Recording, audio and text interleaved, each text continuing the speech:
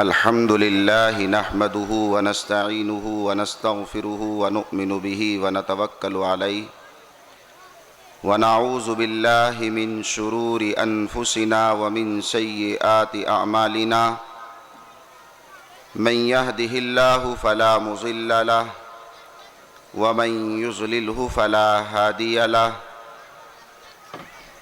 ونشهد أن لا إله إلا الله وحده لا شريك له ونشهد أن سيدنا وسندنا وحبيبنا وشفيعنا ومولانا محمدا عبده ورسوله أما بعد فأعوذ بالله من الشيطان الرجيم بسم الله الرحمن الرحيم وابتغ فيما آتاك الله الدار الآخرة ولا تنس نصيبك من الدنيا وأحسن كما أحسن الله إليك ولا تبغ الفساد في الأرض إن الله لا يحب المفسدين صدق الله العظيم. محترم معظم ہم سب کے بڑے مخدوم و مشفق حضرت مولانا نسیم احمد صاحب دامت برکاتہم العالیہ اور اسٹیج پر تشریف فرما تمام علماء کرام اور میرے پیارے معزز سامعین اعظام، اسی طرح میری آواز سننے والی مائیں اور بہنیں، جلسہ کافی دیر سے چل رہا ہے. عظیم ہستیاں، بڑی نسبتیں رکھنے والی ہستیاں آپ کے سامنے قرآن و سنت کی روشنی میں باتیں کر کے تشریف لے گئے ہیں. ابھی اور بڑے بڑے حضرات، بڑی بڑی شخصیات دور دراز سے آپ کے سامنے جلوہ افروز ہونے والے ہیں، اور آپ کے مجمع کو، آپ کے سکوت اور سکون کو دیکھ کر کے محسوس ہو رہا ہے کہ الحمدللہ آپ حضرات بھی علماء کے قدردان ہیں، علماء کی عظمت کرنے والے ہیں، دینی مجلسوں کا پاس و لحاظ رکھتے ہیں، اور آپ بغور اپنے جلسے کو سن رہے ہیں اور آخر تک سنیں گے انشاءاللہ. سنیں گے نا انشاءاللہ. بس درخواست یہ ہے کہ ادھر سے شور کی بچے بول رہے ہیں، ان کو ذرا خاموش کر دیں تو اچھا ہے. یہ بچیاں جو سامنے بیٹھی ہیں سکون سے سنیں، موبائل کوئی بھی نہ لگائے، بس سنتے رہو، ذہن میں بٹھاؤ اپنے، موبائل میں نہیں. میرے محترم بزرگوں اور نوجوان ساتھیوں، اللہ رب العزت کے کلام مقدس کی ایک آیت میں نے پڑھی ہے. اس آیت کریمہ میں اللہ رب العزت نے اپنے بندوں کو ایک بہت اہم ہدایت دی ہے، بہت اہم سبق دیا ہے.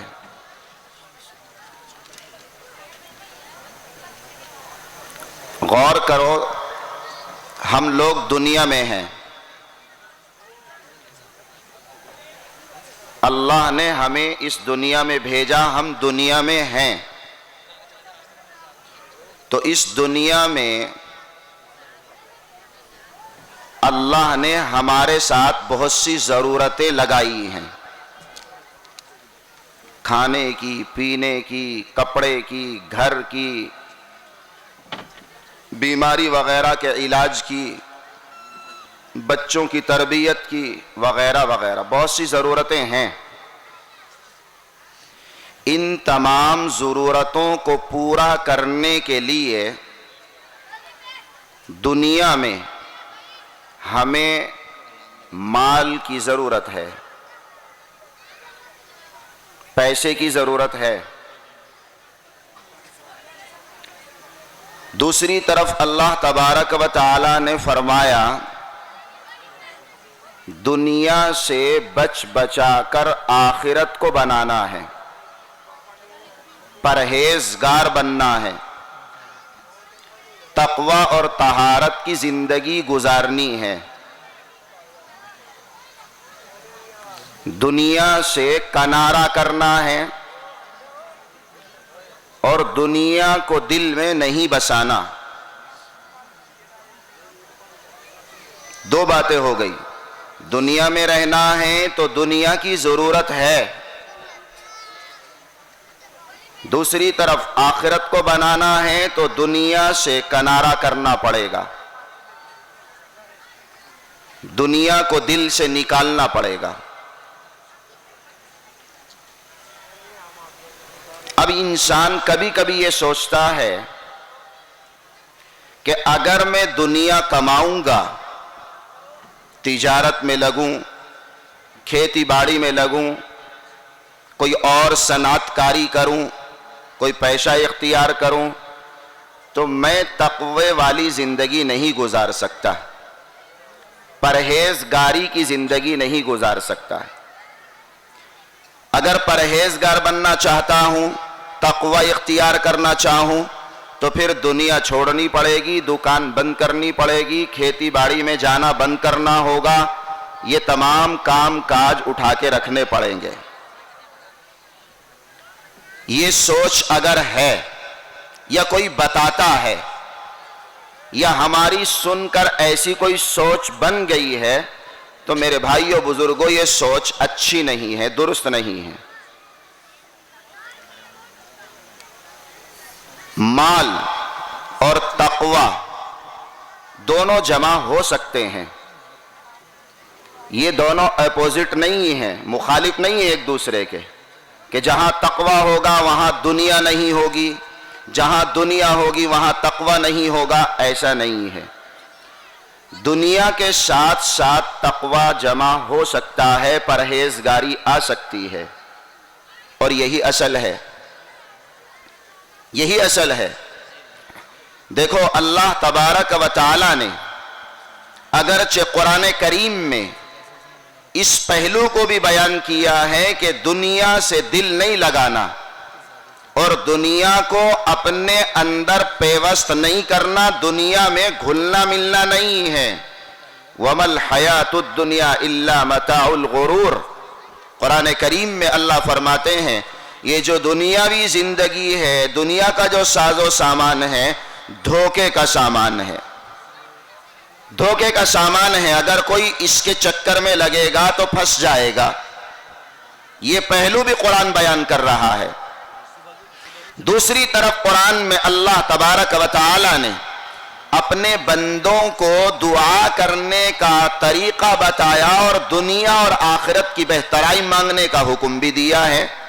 ہم دعا مانگتے ہیں ربنا آتنا فی الدنیا حسنۃ وفی الآخرۃ حسنہ، دیکھو دنیا کے لیے بھی بھلائی مانگی جا رہی ہے، ربنا آتنا فی الدنیا حسنہ، اللہ دنیا بھی بہتر بنا دے، وفی الآخرۃ حسنہ، آخرت بھی بہتر بنا دے۔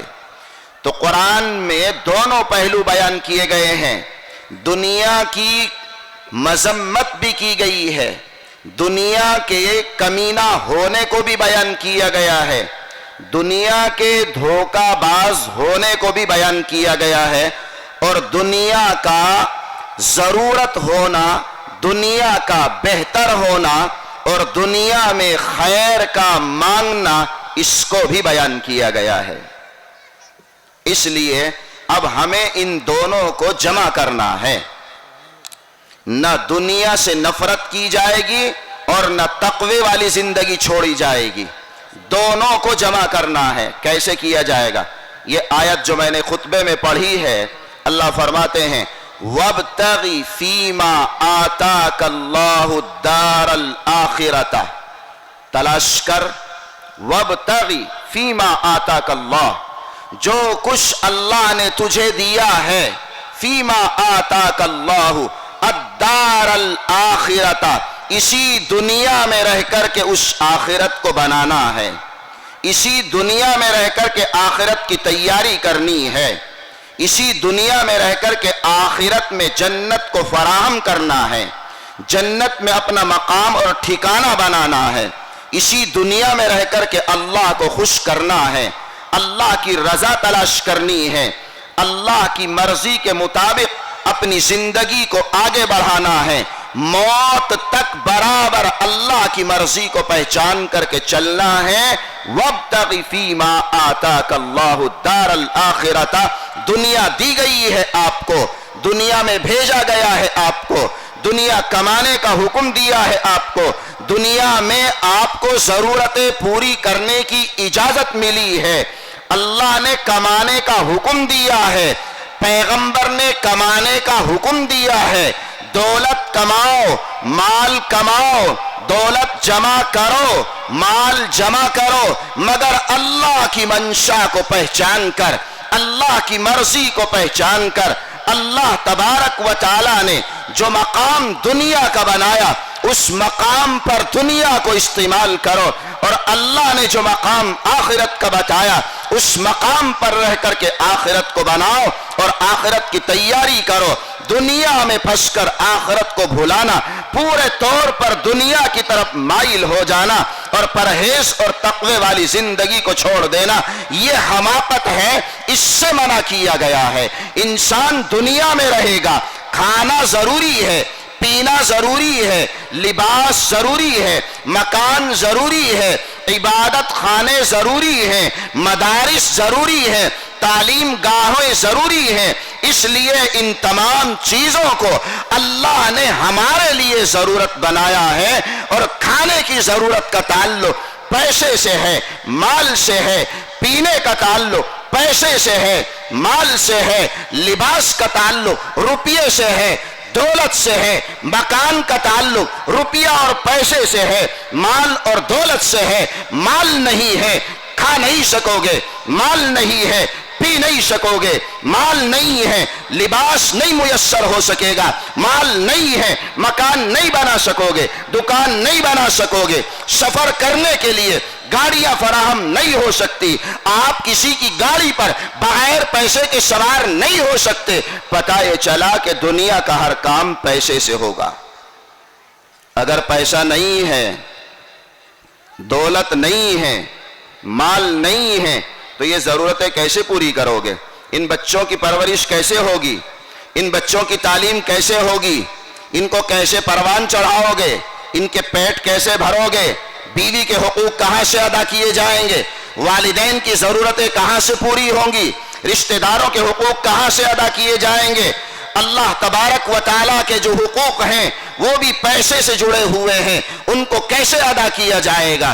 زکوٰۃ کا حکم پیسے سے تعلق رکھتا ہے، حج کا حکم پیسے سے تعلق رکھتا ہے، غریب کی مدد کرنے کا حکم ہے، پیسہ ہے تو مدد کی جائے گی، پیسہ نہیں تو کوئی تعاون نہیں کیا جا سکتا۔ روپیہ ہے بیوہ پر خرچ کر سکتے ہیں، روپیہ ہے یتیم پر خرچ کر سکتے ہیں، مسکین کو کھلا سکتے ہو، اسے کپڑا پہنچا سکتے ہو۔ اگر مال نہیں ہے، دولت نہیں ہے، پیسہ نہیں ہے، ہمارے پاس کوئی چیز ہے ہی نہیں، تو ہم کسی کا کیا تعاون کریں گے اور کیا کسی کی نصرت کر پائیں گے؟ خود اپنی ضرورتیں نہیں پوری ہو سکیں گی، نتیجتاً انسان بھوکا مرے گا۔ اس لیے میرے بھائیوں، یہ تصور کہ دنیا تقوی کے ساتھ جمع نہیں ہو سکتی غلط ہے۔ دنیا اور تقوی دونوں ساتھ ساتھ ہیں۔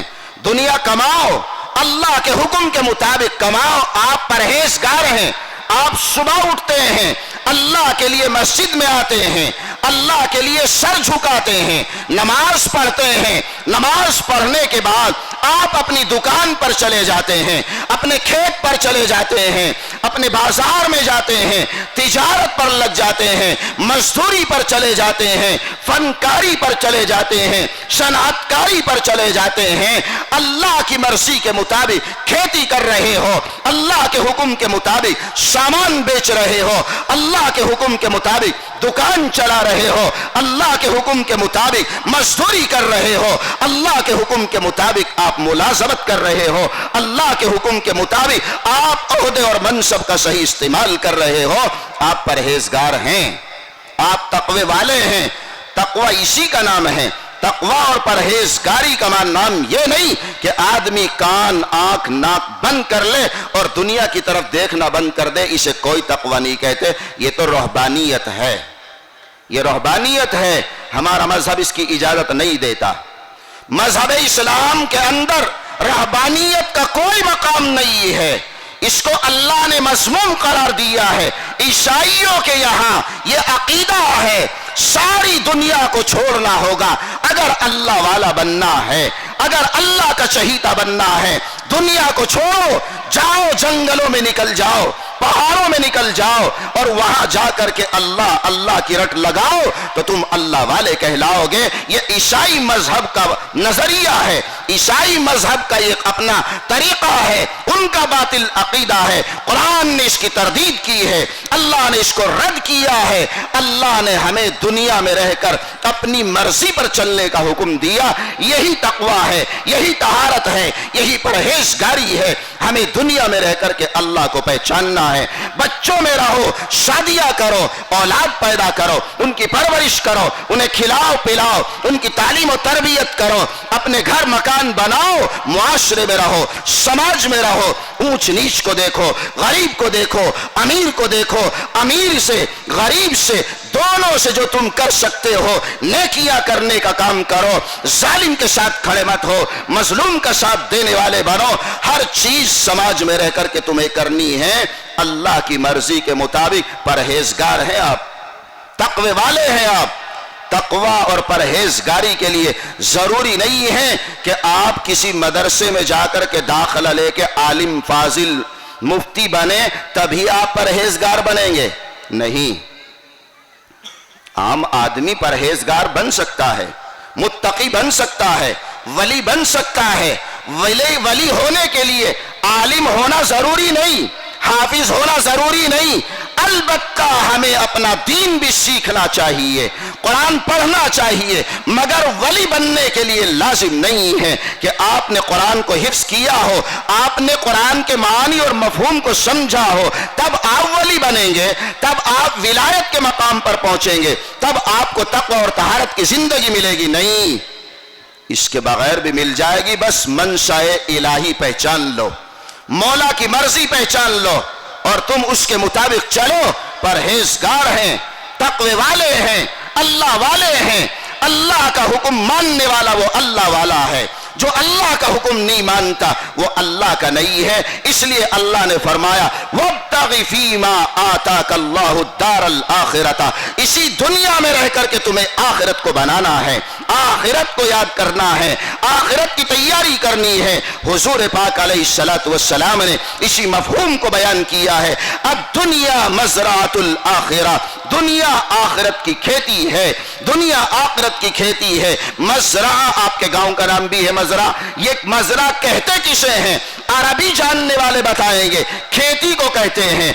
खेती जहां हम बीज बोते हैं, काश्त करते हैं, जमीन का वो टुकड़ा जिस पर हम जोतते हैं और उसे काश्त के लिए इस्तेमाल करते हैं, बीज डाल के आते हैं, खेती वहां जमती खड़ी होती और गल्ला आता है, उसे मज़रा कहते हैं। पैगंबर फरमाते हैं दुनिया मज़राअतुल आखिरा, दुनिया आखिरत की खेती है। जाहिर है आप काश्तकार हैं, खेती करने वाले हैं, आप जानते हैं खेत में जो बोया जाता है वही काटा जाता है। ऐसा तो नहीं होता कि आप गन्ना बो करके आ रहे हैं और आप जो है गंदुम काट के ले आएंगे। आप अगर वहां जीरी बो करके आ रहे हो, धान बो करके आ रहे हो, आप गन्ना काट के ले आएंगे। हरगिज नहीं, जो बोगे वही काटोगे मेरे भाइयों बुजुर्गों।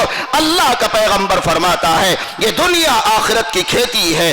आप जैसा बीज बोओगे यहाँ आखिरत में वैसी फसल काटोगे। यहाँ अगर तुमने अल्लाह की मर्जी को पहचान लिया, अल्लाह की मंशा को पहचान लिया, अल्लाह की मर्जी के मुताबिक दुनिया को कमाया है, दुनिया का माल कमाया है और अल्लाह की मर्जी के मुताबिक उस माल का इस्तेमाल किया है, उस माल को अल्लाह की मर्जी के मुताबिक आपने खर्च किया है, आपने सही फसल बोई है, सही फसल काटोगे और वो जन्नत की नेमतों की शक्ल में आएगी।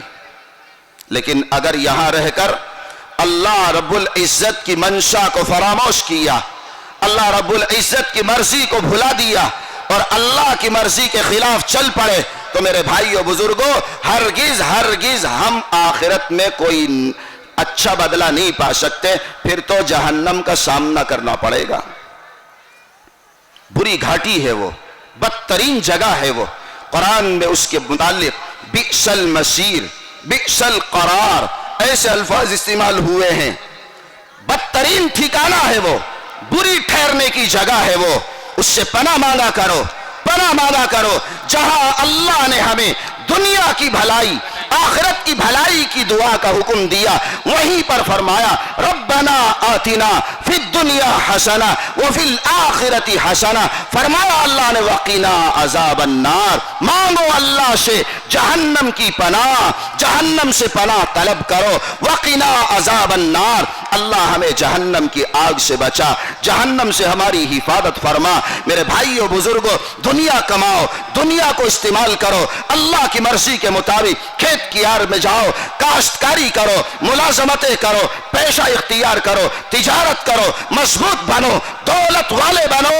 गरीब मरना, गरीब जीना कोई अच्छा नहीं है। ना अल्लाह ने इसकी इजाजत दी, ना पैगंबर ने इसकी कोई तरगीब दी है। दौलत कमाना बुरा नहीं, हर जगह दौलत की जरूरत है। दीन का ताउन आप उसी वक्त कर पाओगे जब आपके पास दौलत होगी, जब आपके पास माल होगा, जब आपके पास अल्लाह का दिया हुआ ये पैसा और रुपया होगा, तो आप अल्लाह की मर्जी के मुताबिक दीन का ताउन कर पाओगे, अल्लाह की मर्जी के मुताबिक अपनी गाड़ी चला पाओगे, वरना तो नहीं हो पाएगा। इसलिए अल्लाह खुद फरमाते हैं वला तंस नसीबका मिनद दुनिया, दुनिया से जो तुम्हारा हिस्सा है, अल्लाह ने जो तुम्हारा मुकद्दर कर दिया है, दुनिया से उस हिस्से को फरामोश मत करो। अल्लाह नहीं कहते दुनिया छोड़ दो, मस्जिद में आकर के बैठ जाओ। अल्लाह का यह हुक्म नहीं कि आप खेत छोड़ दो, मस्जिद में आकर के बैठ जाओ, दुकान बंद कर दो और अल्लाह अल्लाह करने में लग जाओ, कुरान पढ़ने में लग जाओ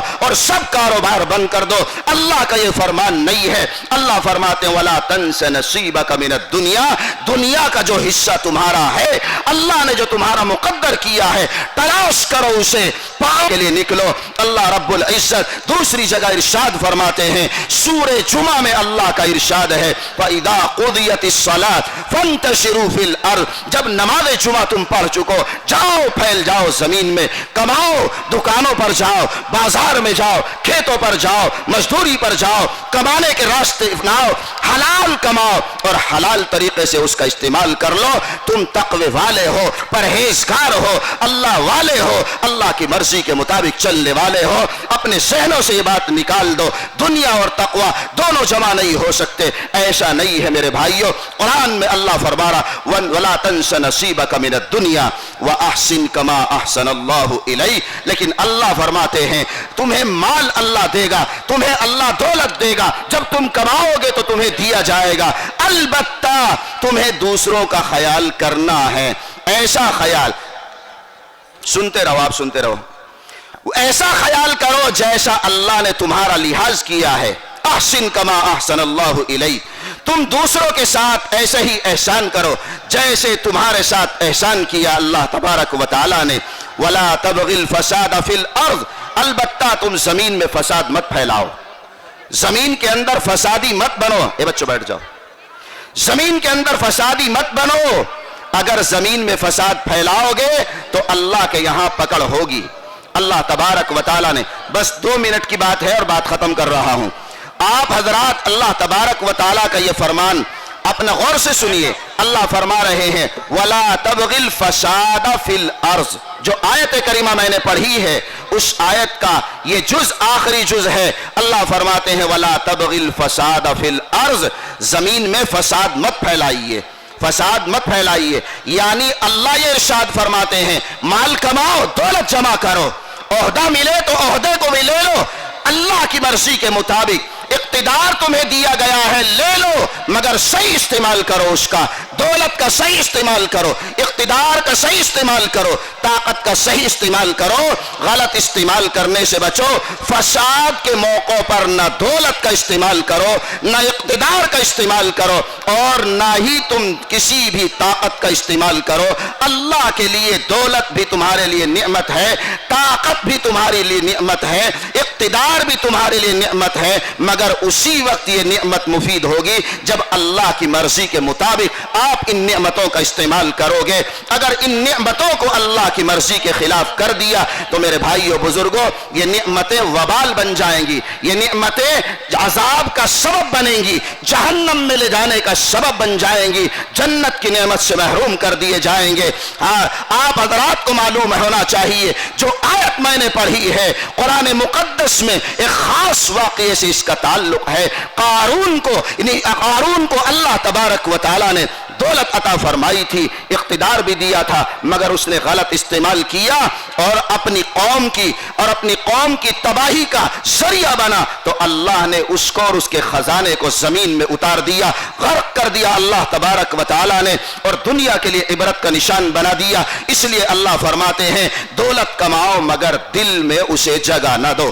दौलत कमाओ मगर दौलत को अपना माशूक मत बनाओ, उससे इश्क न करो, दिल की गहराई में उसे न उतारो। दिल में तो अल्लाह को रखो, अल्लाह की मर्जी को पहचान कर दुनिया कमाओ और दुनिया का सही इस्तेमाल करो, माल कमाओ, माल का सही इस्तेमाल करो, अल्लाह के लिए अल्लाह की दी हुई नेमतों का सही इस्तेमाल करोगे तो अल्लाह उसका तुम्हें दुनिया में भी और आखिरत में भी बेहतरीन अजर अता फरमाएंगे। यहाँ पर भी इज्जत होगी, आखिरत में भी इज्जत होगी। सहाबा की जिंदगी हमारे लिए खुली किताब है। जैसे सहाबा ने दुनिया का इस्तेमाल किया, दुनिया में रह करके दुनिया को कमाया, दुनिया के लिए आपने दुनिया के लिए मेहनतें की, दीन के लिए भी मेहनतें की, अल्लाह ने उन्हें दोनों जहान में इज्जत अता फरमाई और खुश होकर के रदी अल्लाह अन्हुम व रदू अन का मुजदा सुनाया।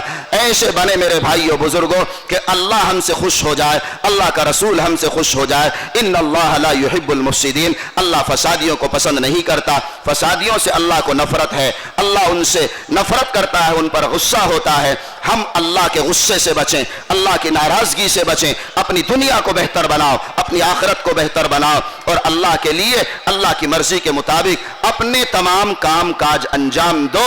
दुनिया की बातिल ताकतें आज हमें खत्म करने पर लगी हुई हैं, हम खुद अपने को मजबूत करें, माल से भी मजबूत करो, हौसला भी रखो, हिम्मत रखो, अल्लाह के लिए नमाजी बनो, मस्जिदों को आबाद करो। जब तक नमाजी नहीं बनोगे, अल्लाह के सामने नहीं आओगे, कोई परेशानी दूर नहीं होगी, अल्लाह ही परेशानी दूर करेगा। उसको मना लो, काम हो जाएगा। अल्लाह तबारक व तआला कहने सुनने से ज्यादा अमल की तौफीक नसीब फरमाए।